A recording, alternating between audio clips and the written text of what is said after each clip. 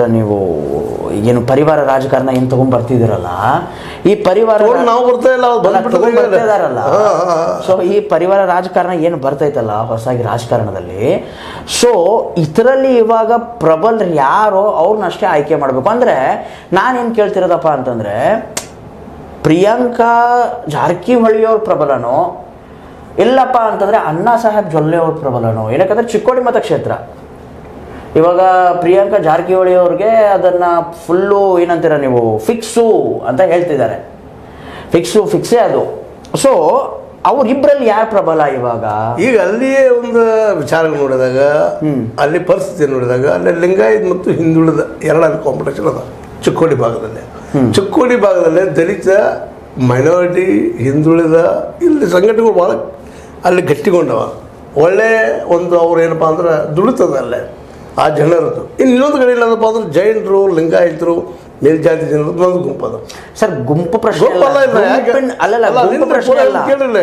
ಗುಂಪು ಯಾಕೆ ಈ ಗುಂಪದ ಯಾಕೆ ಪರಿಚಯ ಶಬ್ದ ಅಂತಂದ್ರೆ, ಇವೆಲ್ಲ ಗುಂಪುಗಳನ್ನ ಇವರು ಉದ್ದೇಶ ಏನಪ್ಪ ಅಂದ್ರೆ ತಮ್ಮ ಹಿತಾಸಕ್ತಿ, ಈಗ ಹಿಂದುಳಿದವರು, ಮೈನಾರಿಟಿ ಆಗಿರ್ಬೋದು, ದಲಿತರಾಗಿರ್ಬೋದು, ಅವರು ತಮ್ಮ ಹಿತಾಸಕ್ತಿ ಹಾಕೊಳ್ಳುವಂಥ ಒಂದು ಪ್ರಯತ್ನ ಮಾಡ್ತಿರ್ತಾರೆ ಸಂಘಟನೆನ.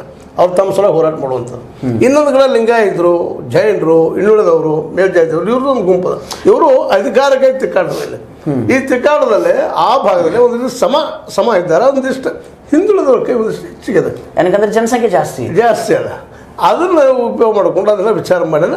2019ರಲ್ಲಿ ಅಣ್ಣಾ ಸಾಹೇಬ್ ಜೊಲ್ಲೆ ಅವರು ಅಲ್ಲಿಂದ ಆರಿಸ್ಕೊಂಡ್ರು ಅಲ್ವಾ. ಆಮೇಲೆ ಈ ಬಾರಿನೂ ಕೂಡ ಅವ್ರಿಗೆ ಟಿಕೆಟ್ ಕೊಟ್ಟೈತೆ, ಅಂದರೆ ಅವ್ರಿಗೆ ಮಣೆ ಹಾಕೈತೆ BJP ಪಕ್ಷ.